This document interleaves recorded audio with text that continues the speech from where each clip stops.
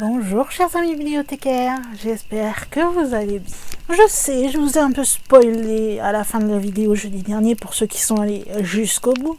Mais bon, je me suis dit que certains attendaient peut-être cette vidéo, donc ça leur donnerait encore plus envie d'attendre jusqu'à dimanche pour la regarder.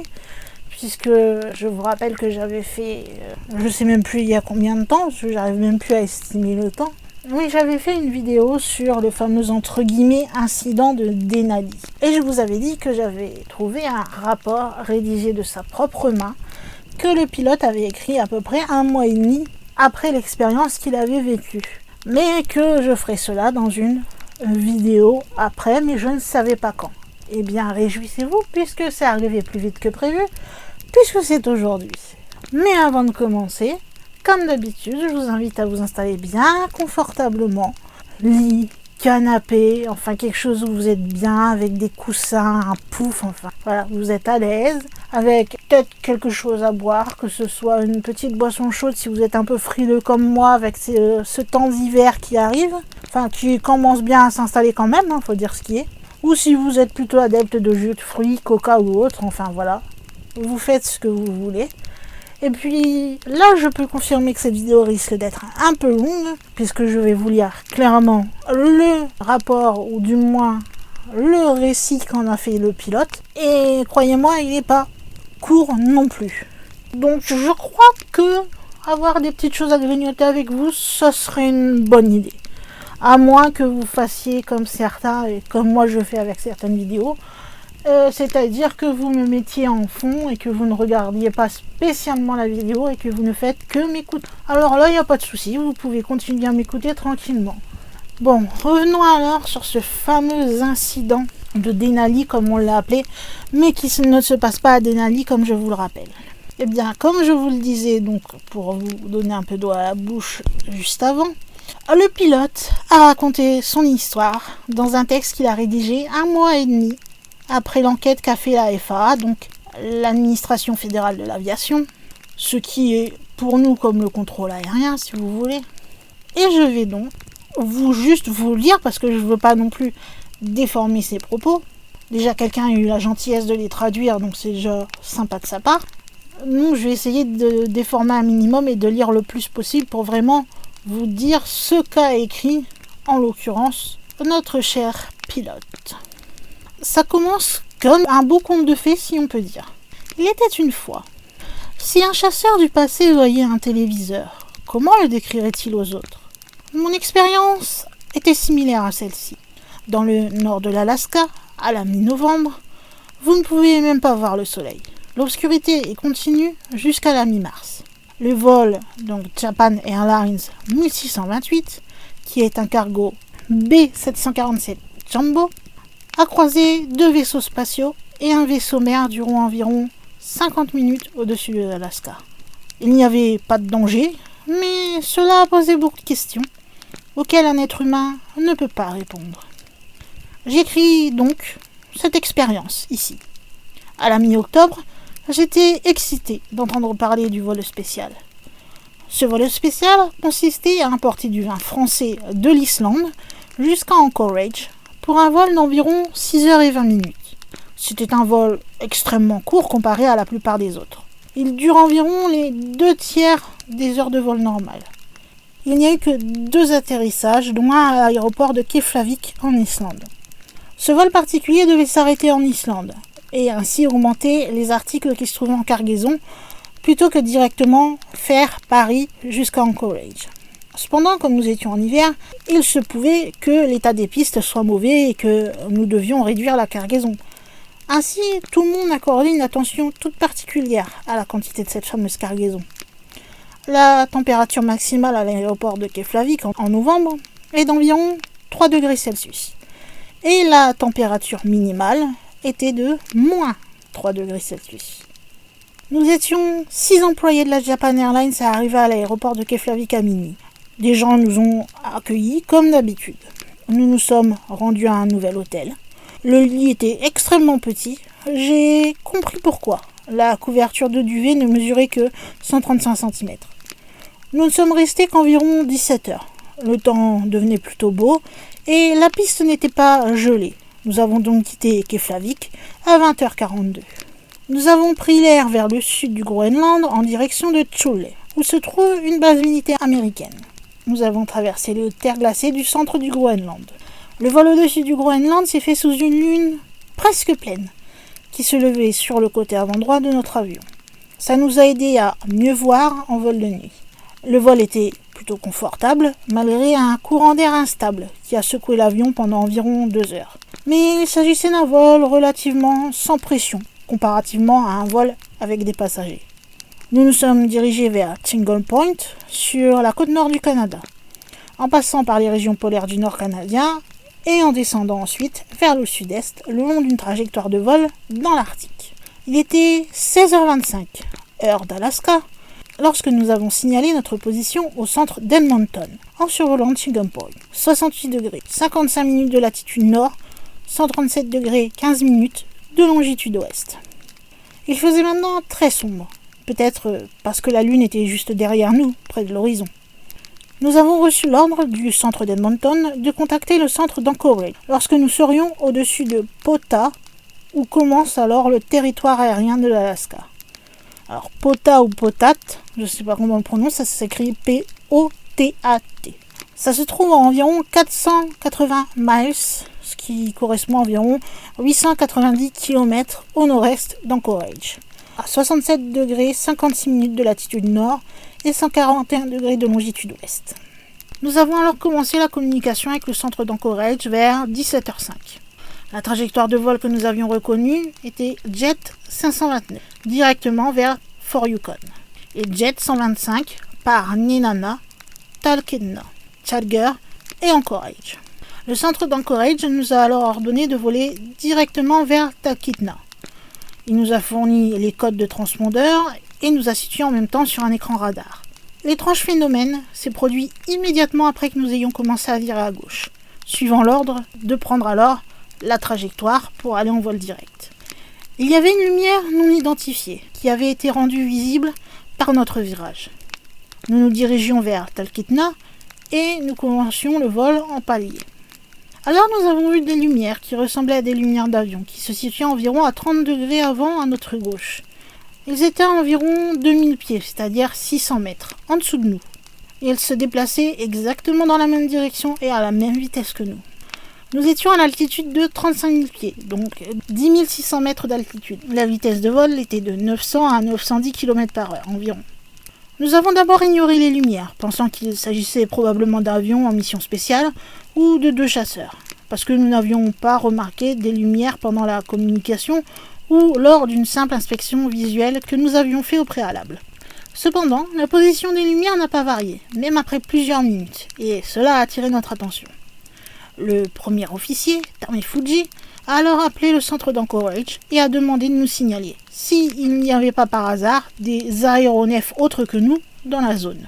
Le centre nous a dit qu'il n'y avait aucun autre avion dans cette zone nord. Nous avons immédiatement signalé que nous voyions des feux d'avion. Ils ont à nouveau signalé qu'il n'y avait pas d'avion militaire et que le radar au sol ne montrait aucun avion à part nous. Ils nous ont aussi demandé à plusieurs reprises s'il y avait des nuages près de notre altitude. Nous avons vu des nuages minces et moutonneux près de la montagne en contrebas, mais pas de nuages dans l'atmosphère moyenne supérieure. Et le courant d'air était stable et les conditions assez agréables. Les contrôleurs avaient peut-être dans l'idée que des faisceaux laser améliorés dont l'utilisation était en vogue formaient alors des images en mouvement sur les nuages. Nous avons continué d'observer les lumières au-dessus de nous, à l'avant-gauche, tout en pensant qu'il était vraiment ridicule de faire des essais de faisceaux laser à la limite d'une zone de toundra. Ensuite, ces 2 lumières ont commencé à bouger d'une manière différente des manœuvres habituelles que peut avoir un avion, comme 2 oursons qui jouent ensemble. Nous avons poursuivi le vol vers le sud en ligne droite. Du fait que les lumières étaient à une distance de nous suffisamment importante et que leur mouvement n'était pas extrême et que nous ne ressentions aucun danger immédiat, j'ai pensé que c'était peut-être une de ces choses appelées ovni et que prendre une photo pourrait aider à identifier l'objet plus tard. J'ai alors demandé qu'on me passe ma sacoche photo qui était placée à l'arrière du cockpit et j'ai commencé à prendre une photo.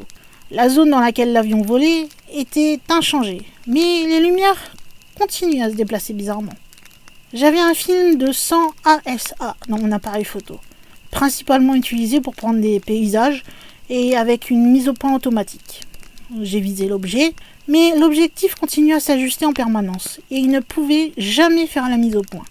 Je suis passé alors de la mise au point automatique à la mise au point manuelle et j'ai appuyé sur l'obturateur, mais cette fois-ci l'obturateur ne voulait pas se fermer. Puis notre avion a commencé à vibrer et j'ai finalement renoncé à prendre des photos. J'ai remis mon appareil photo dans la sacoche et je me suis concentré sur l'observation. Il s'était écoulé environ 7 minutes depuis que nous avions commencé à prêter attention aux lumières. Le plus inattendu s'est produit lorsque 2 vaisseaux spatiaux se sont arrêtés devant notre visage, dardant leur lumière. À l'intérieur du cockpit a été brillamment illuminé et je sentais la chaleur sur mon visage. Peut-être que l'expulsion des jets résultait de l'élimination de l'inertie de leur rapide manœuvre à grande vitesse. Mais les vaisseaux apparaissaient comme s'ils avaient été stoppés net devant nous. Alors, 3 à 7 secondes plus tard, un feu comme celui de réacteur s'est alors éteint. Et il est devenu un petit cercle de lumière, alors qu'il commençait à voler en palier à la même vitesse que nous, montrant de nombreuses tuyères d'échappement. Cependant, la zone centrale du vaisseau était sous un moteur peut-être invisible. Le milieu du corps du vaisseau déclenchait parfois un flot de lumière, comme un feu de charbon, de droite à gauche et de gauche à droite. Sa forme était un carré, volant environ 150 mètres à 300 mètres devant nous, très légèrement plus haut en altitude que nous. Sa taille était à peu près la même que le corps d'un avion DC-8, et avec de nombreuses tuyères d'échappement. La combustion des jets d'échappement variait, peut-être pour maintenir l'équilibre. Certains devenaient plus forts que d'autres et certains devenaient plus faibles que d'autres. Mais ils semblaient contrôlés automatiquement. Nous ne nous sentions pas menacés ou en danger par ces déplacements, même si cela était soudain. Nous nous serions probablement sentis plus en danger et aurions été prêts à fuir si les vaisseaux spatiaux avaient tremblé de façon instable ou s'ils avaient été incapables de s'arrêter. Il est impossible pour toute machine de fabrication humaine de faire une apparition aussi soudaine devant un gros porteur qui vole à 910 km/h et se déplacer ainsi dans une formation parallèle à notre avion. Les vaisseaux se sont alors déplacés en formation pendant environ 3 à 5 minutes. Puis les 2 vaisseaux se sont dirigés vers l'avant en une ligne. Encore une fois, visiblement plus haut en altitude que nous, environ 40 degrés à notre gauche. Nous n'avons pas signalé cette action au centre d'Anchorage. Honnêtement, nous avions tout simplement le souffle coupé. La communication VHF, tant en émission qu'en réception, a été extrêmement difficile pendant environ 10 ou 15 minutes, alors que ces 2 petits vaisseaux sont venus près de nous et ont souvent interféré dans la communication avec le centre. Cependant, les conditions de communication sont devenues bonnes dès que ces vaisseaux nous ont quittés. Il n'y avait aucune anomalie dans l'équipement ou dans l'avion, et je ne sais pas pourquoi ils sont venus si près de nous. Puis à nouveau, il y eut une lumière blanche pâle dans la direction où les vaisseaux s'étaient envolés. Elle se déplaçait en ligne avec nous dans la même direction, à la même vitesse et à la même altitude que nous. Encore une fois, nous avons commencé à communiquer avec le centre d'Anchorage. Nous avons dit que nous pouvions voir une lumière dans la position 10 heures à la même altitude, et nous nous demandions s'ils pouvaient voir quelque chose sur leur radar. Le centre a répondu qu'ils ne voyaient rien avec leur radar. Je pensais qu'il était impossible de trouver quoi que ce soit sur un radar d'avion. Un si grand radar au sol ne montrait rien. Mais j'ai estimé visuellement la distance de l'objet et il n'était pas vraiment très loin. J'ai réglé la portée du radar météo numérique à 35 km. C'était là, sur l'écran. Un grand objet vert et rond était apparu à 7 ou 8 miles, donc 13 à 15 km environ de distance de l'avion, dans la direction où se trouvaient les objets. Nous avons alors signalé au centre d'Anchorage que notre radar d'avion avait bien capté l'objet à moins de 13 à 15 km en direction 10 heures. Nous leur avons demandé s'ils pouvaient le capter sur le radar au sol, mais ils ne semblaient pas pouvoir le faire. Normalement, quand un radar d'avion capte un autre avion, il apparaît en rouge. Je me demande alors si le métal utilisé est différent d'une autre. Pendant que nous communiquons avec le centre d'Anchorage, les 2 lumières blanches pâles se déplacent graduellement du côté gauche vers le côté droit, en diagonale, à 30 degrés en arrière, comme si elles comprenaient notre conversation. Et alors, quand elles ont été à côté de notre avion, elles ont totalement disparu du radar. Quand ils étaient devant nous, les vaisseaux étaient positionnés un peu plus haut en altitude que nous. Mais maintenant, ils se sont placés légèrement en dessous de l'horizon, là où nous avions le plus de difficultés à les voir. La distance entre nous était encore d'environ 13 à 15 km, à vue d'œil. Lorsque nous avons commencé à voir Fort Yukon, en diagonale, en dessous de nous à droite, le soleil se couchait dans le sud-ouest, peignant le ciel d'une bande légèrement rouge, d'environ 2 ou 3 mm et qui donnait un peu de lumière. Mais le côté était encore très sombre. Loin devant nous, il y avait de plus en plus de lumière sur la base militaire américaine, qui était celle de l'Air Force Etelson et de Fairbanks. Les lumières nous suivaient toujours, exactement à la même distance. Cependant, il faisait trop sombre pour savoir seulement, par ces lumières, si elles étaient ou non les deux mêmes vaisseaux spatiaux qui étaient apparus devant nous quelques minutes auparavant. Il semblait que nous volions du côté plus clair et leur donnions l'avantage d'être du côté sombre. Nous n'avions aucune crainte jusqu'à présent, mais nous avons commencé à nous inquiéter car nous n'avions aucune idée de leur but au final. Lorsque les lumières de la base aérienne d'Etelson et de Fairbanks sont devenues claires et brillantes, deux lumières très brillantes sont alors apparues soudainement du nord, à partir d'une ceinture de lumière, peut-être 4 ou 5 montagnes plus loin. Ces lumières extrêmement brillantes se reflétaient sur la neige, sur le flanc des montagnes, et semblaient encore plus brillantes. Nous nous demandions s'ils cherchaient quelque chose à la surface du sol ou s'ils essayaient d'attirer quelque chose. Le vol au-dessus du territoire de l'Alaska se fait généralement 2 jours, et il est difficile d'identifier le type de lumière. Ça ne peut pas être une base pour le vaisseau spatial. Était-ce le tournage d'un film ? Il y avait définitivement quelque chose. Oh oui, c'était le pipeline de l'Alaska. Les lumières doivent être une station de pompage pour le pipeline. J'ai trouvé. Nous sommes ensuite arrivés dans le ciel de la base aérienne d'Eyelson et de Fairbanks. La nuit était claire, les lumières étaient extrêmement brillantes pour les yeux habitués à l'obscurité. Comme c'était brillant. Nous étions juste au-dessus des lumières de la ville et nous avons vérifié les lumières blanches pâles qui étaient derrière nous. Hélas, il y avait la silhouette d'un gigantesque vaisseau spatial. Il fallait fuir en vitesse. Centre de Courage, ici GL1628. Demandons un changement de cap à droite à 45 degrés. J'ai eu l'impression que beaucoup de temps avait passé avant que nous obtenions la permission. Lorsque nous avons vérifié notre arrière, il y avait toujours le vaisseau qui nous suivait. Ici JL1628. Demandons encore un changement de cap à 45 degrés vers la droite. Nous devions à tout prix nous éloigner de cet objet. JL1628, ici le centre d'Anchorage. Nous vous recommandons. Continuez et prenez un virage à 360 degrés. JL1628, merci. Nous continuerons à tourner à 360 degrés. Ça aurait été trop lent de tourner en mode pilote automatique. Par conséquent, nous sommes passés en mode manuel et nous avons décidé de tourner à droite sur une inclinaison de 30 degrés. Nous avons regardé vers la droite, mais nous n'avons vu aucune lumière. Nous étions soulagés. On pensait que les objets nous avaient peut-être quittés et nous sommes retournés au niveau de vol. Mais lorsque nous avons vérifié à l'arrière, l'objet était toujours là, exactement au même endroit. Centre d'Anchorage, ici JL1628. L'objet nous suit en formation.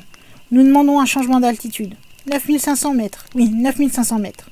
Ici le centre d'Anchorage, JL1628, montez à 9500 mètres. La consommation de carburant pendant ce vol a été à peu près telle que prévu. Et il ne restait plus que 1700 kg. Ce qui n'était pas suffisant pour faire un détour supplémentaire pour explorer les environs. Nous devions arriver à Anchorage. Centre d'Anchorage, ici JL1628. Nous demandons l'autorisation pour le vol direct vers Talkeetna. JL1628, ici le centre d'Anchorage. Nous autorisons le vol direct pour Talkeetna. Nous avons encore vérifié derrière nous. Le vaisseau était en formation et montait avec nous. Nous nous interrogeons et nous nous inquiétons de plus en plus quant à leur but. JL1628, ici le centre d'Anchorage. Souhaitez-vous demander une intervention pour confirmation ? Centre d'Anchorage, ici JL1628. Nous ne demandons pas d'intervention. Nous avons rapidement refusé leur offre. Je savais que dans le passé, il y avait un chasseur militaire américain du nom de Mustang qui avait volé haut pour avoir une confirmation et que malheureusement une tragédie lui était arrivée.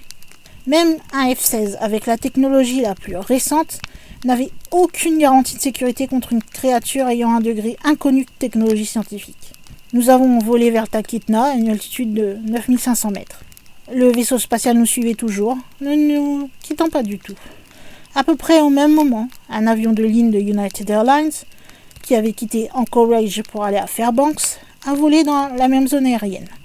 il a commencé à communiquer avec le centre d'Anchorage. Nous les avons alors entendus transmettre qu'il y avait un objet près de JL 1628 et demander confirmation. Nous avons entendu dire que le centre d'Anchorage disait à cet avion de United Airlines que la Japan Airlines, donc 1628, se trouvait à une altitude de 9500 mètres et que par conséquent, United Airlines devrait maintenir une altitude de 10 000 mètres. On aurait dit que le centre d'Anchorage avait fait voler l'avion de United Airlines au-dessus du vaisseau spatial. Nous volions du côté est du mont McKinley. L'avion de United Airlines s'est alors approché de nous, nous a demandé de faire pulser nos feux d'atterrissage pour confirmation visuelle, et nous avons tous les deux confirmé visuellement nos positions. L'avion de United Airlines a continué à s'approcher. Nous savions qu'il nous observait. Lorsque celui-ci est venu à nos côtés, le vaisseau spatial a soudainement disparu, et il n'y avait rien d'autre que la lumière de la Lune. Cette étrange rencontre s'est terminée à 75 miles au nord de Talkeetna, à 150 miles, environ 276 km d'Anchorage. Elle a duré environ 50 minutes de vol.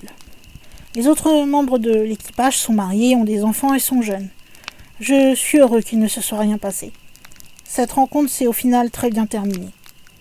Nous nous inquiétions parce que nous ne connaissions pas le but du vaisseau spatial. Mais il n'y a pas eu de danger immédiat. Que pensez-vous de notre expérience ? J'espère que nous, humains, les rencontrerons dans un proche avenir et que cela confirmera mon expérience. Voilà, le récit donc de notre pilote. Je vous rappelle que je vous avais dit, et je le rappelle encore une fois et je vais faire la même précision, que le pilote en question était déjà très ovni et qu'il en avait déjà rencontré un avant et qu'il en avait rencontré un après. Mais bon, comme j'avais déjà dit dans la vidéo, c'est pas parce que vous êtes fervent croyant aux ovnis que fatalement ça dit que vous allez voir des ovnis à tous les coins de rue. J'ai déjà entendu beaucoup de témoignages de personnes qui croient aux ovnis et qui n'en ont jamais vu. Donc pourquoi son témoignage ne serait pas valable lui aussi ? Il y en a qui sont comme ça, qui ont la chance de, entre guillemets, la chance, parce que moi je ne suis pas trop ovni, donc voilà. Mais je sais que ceux qui croient aux ovnis estiment une chance de pouvoir en voir au moins une fois dans leur vie. Non, et il y en a qui ont la chance d'en voir régulièrement, ça dépend des gens. Il y en a qui n'en voient jamais de leur vie. Toute leur vie, ils vont croire aux ovnis et puis ils n'en verront jamais. Voilà, ça dépend vraiment de chacun. Mais comme vous avez vu, c'était un récit très long. Oui, j'ai essayé au maximum de rester dans le rapport qu'il a écrit, donc son témoignage qu'il a écrit, même si quelquefois j'ai transformé un peu certaines phrases pour éviter trop de répétitions ou pour essayer de faire des liaisons entre les phrases. Mais c'est tout, sinon je suis resté à peu près assez fidèle à ce que le pilote a écrit donc de cette fameuse expérience qu'il a eue. Et quelque part, il pose la bonne question à vous aussi. Qu'est-ce que vous pensez de son expérience ? Est-ce que vous croyez qu'il a vu une technologie plus avancée, donc possiblement extraterrestre pour le coup ? Est-ce que vous pensez que c'était juste quelque chose qu'on lui a pas dit ? Peut-être des projets militaires qu'il aurait croisés, on ne sait pas. Je sais pas, peut-être vous avez une idée, est-ce que vous croyez ou pas à cet incident de Denali ? Comme je l'avais dit la première fois, personnellement, moi je trouve cet incident assez étrange. Après, je ne pourrais pas faire un rapport exact en vous disant il s'est passé ça, ou vous faire des hypothèses. En tout cas, c'est un des cas les plus étranges, moi, la novice en ovni, que j'ai pu lire jusqu'à présent en vous faisant des vidéos sur le sujet. Donc j'espère que ceux qui attendaient ce rapport du pilote de la Japan Airlines sont contents de pouvoir l'avoir, que c'était pas trop rébarbatif du coup de m'entendre lire un rapport. Mais c'était ce qu'il fallait faire, je suis désolée, je ne pouvais pas non plus l'apprendre par cœur pour vous. Ça, c'est pas non plus...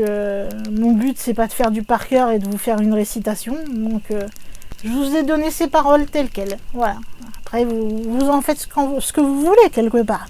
Vous êtes les seuls juges dans l'histoire qui pouvaient avoir une opinion et avoir l'opinion que vous voulez. Tout ce qui est sûr, c'est que si vous avez envie d'en parler, vous pouvez le faire en allant dans les commentaires, en me mettant un petit commentaire justement sur ce que vous pensez de toute cette histoire, est-ce que vous croyez le pilote ou non, etc. Si vous avez des hypothèses, enfin voilà. Vous avez plein de raisons de laisser un petit commentaire.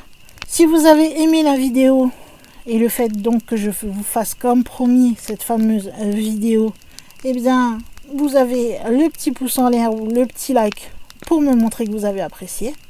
Et puis si vous êtes nouveau et que vous débarquez, vous ne connaissez pas encore la chaîne ou que vous hésitez à vous abonner, eh bien dites-vous que si vous êtes fanat de tout ce qui est ovni, fantôme, mantis, cryptide, etc., je parle du paranormal dans son plus large éventail, donc vous êtes forcément les bienvenus sur ma chaîne, donc n'hésitez pas et abonnez-vous. Si vous vous êtes abonné, vous allez voir une petite cloche qui va apparaître. Eh bien, quand vous cochez celle-ci, vous pouvez choisir à quel rythme vous pouvez recevoir les notifications.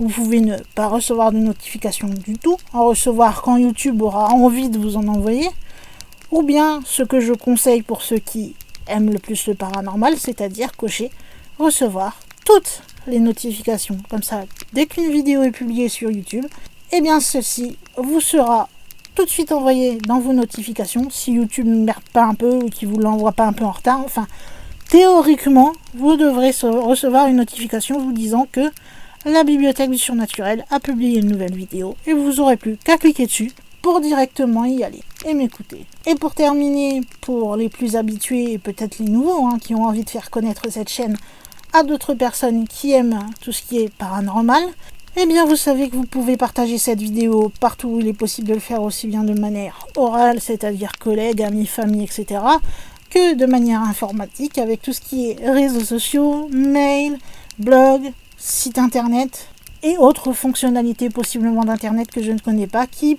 permet de faire connaître les vidéos et la chaîne en elle-même.